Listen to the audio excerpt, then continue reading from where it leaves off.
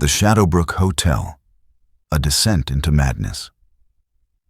As I stepped into the grand lobby of the Shadowbrook Hotel, a chill ran down my spine.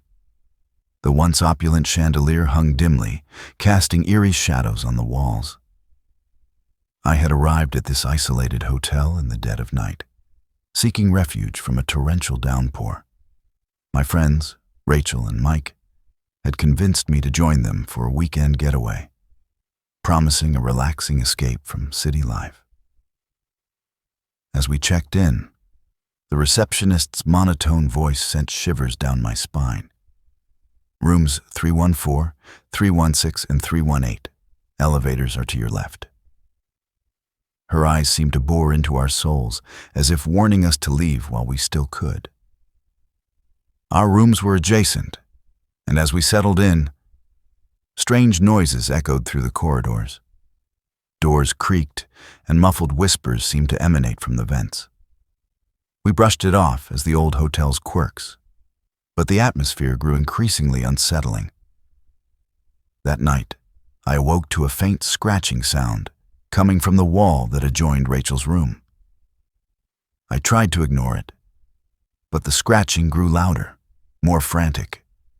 I knocked on the wall, and the noise stopped. Rachel's voice came through the wall, her tone laced with fear.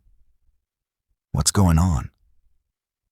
The next day, we discovered a cryptic message scrawled on the mirror in room 314. They're waiting. Mike dismissed it as a prank, but Rachel's research uncovered a dark history. A former guest, a young woman named Emily, had gone missing decades ago. Her journal, leaked online, spoke of an unseen presence, a malevolent force that drove her to madness. As night fell, the hotel's sinister energy intensified. Disembodied voices whispered our names, and the lights flickered ominously. We tried to leave, but the elevators were stuck, and the stairs seemed to lead us in circles. In the dead of night, I stumbled upon room 314's door ajar. Inside, Rachel was nowhere to be found. Mike was catatonic, his eyes wide with terror. On the bed, a journal lay open, filled with Emily's handwritten notes. The final entry read, "I've seen them. They're coming for me." Suddenly, the scratching sound returned, louder than ever. I felt an icy presence behind me. Turning around, I saw Rachel's face, distorted, her eyes black as coal. "We've been waiting," she whispered, her voice not her own. I ran, fleeing the room, the hotel, and the madness that lurked within. The Shadowbrook Hotel's darkness consumed the others, and I was left alone, forever changed by the horrors I experienced within those haunted walls. The police found my statement, scribbled in a frantic hand. "Don't go to the Shadowbrook Hotel. They're waiting." The case was closed, attributed to a psychological breakdown. But I know the truth. The Shadowbrook Hotel's shadows still hide, waiting for their next victims.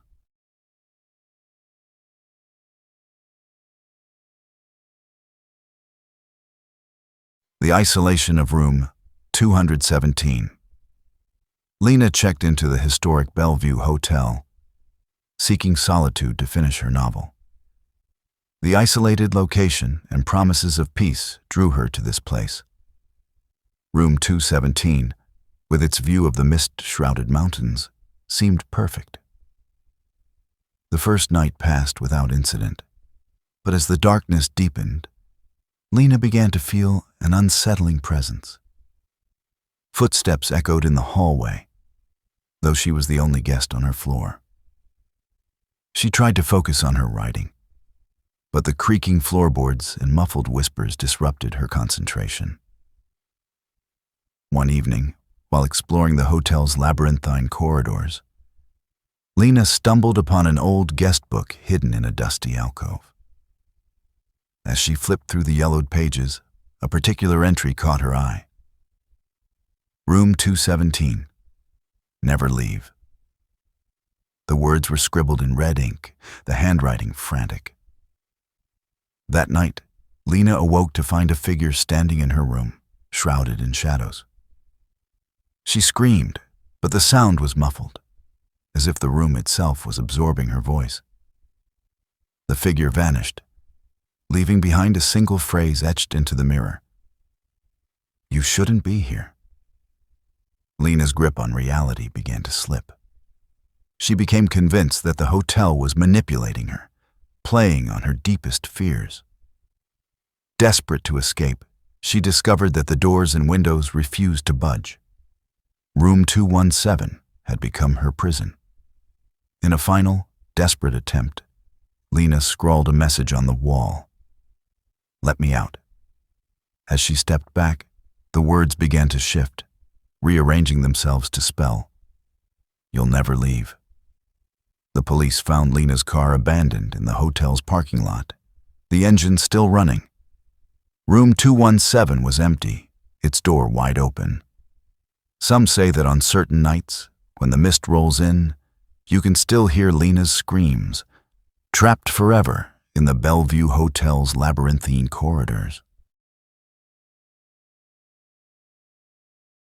The Guest Who Never Left. The Riverview Hotel was known for its stunning views of the ocean and its impeccable service. However, rumors circulated about a mysterious guest who had checked in decades ago and never checked out. Manager Mr. Jenkins dismissed the stories as mere gossip. That was until he received a call from the new receptionist, panicked about a guest in room 304. "Sir, I've been going through the old records, and I found a guest who's been listed as in residence since 1955. Intrigued, Mr. Jenkins investigated further. The guest's name was Elizabeth, and her room had been paid for in full every month without fail.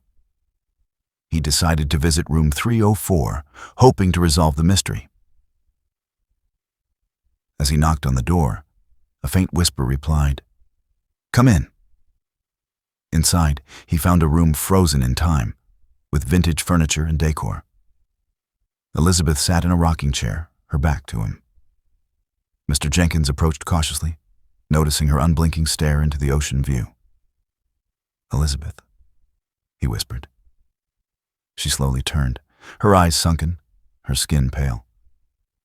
"I've been waiting," she said, her voice barely audible. Mr. Jenkins was frozen in terror as Elizabeth's form began to fade, her eyes locked onto his. "The view is all that remains," she whispered, before disappearing into thin air. The room was empty, yet the bill for room 304 continued to be paid.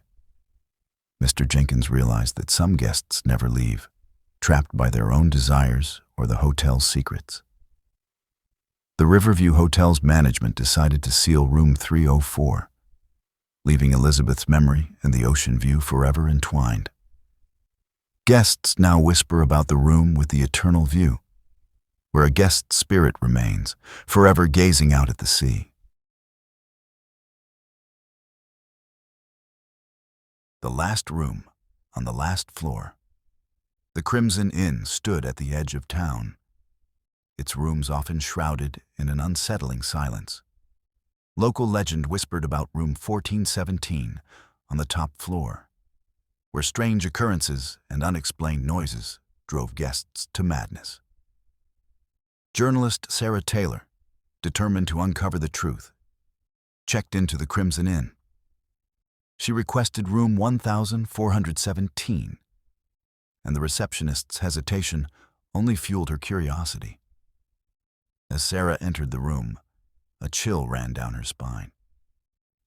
The decor seemed frozen in time, with old photographs and dusty trinkets.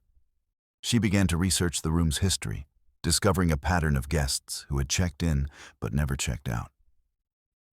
That night, Sarah awoke to the sound of whispers, her name being called by an unseen presence. She tried to flee, but the elevator was stuck, and the stairs seemed to lead her in circles. Room 1417 was her prison. In desperation, Sarah scrawled a message on the mirror. "Help me." The words reflected back, rearranged to spell, "You're next." The next morning, hotel staff found Sarah's room empty, her belongings still intact. The police searched the hotel, but she was never found. Room 1417 remained vacant, its doors sealed with caution tape. Some say that on certain nights, when the wind howls through the town, you can still hear Sarah's screams, trapped forever in room 1417, on the last floor of the Crimson Inn. Others claim to see her figure, wandering the empty corridors, searching for a way out.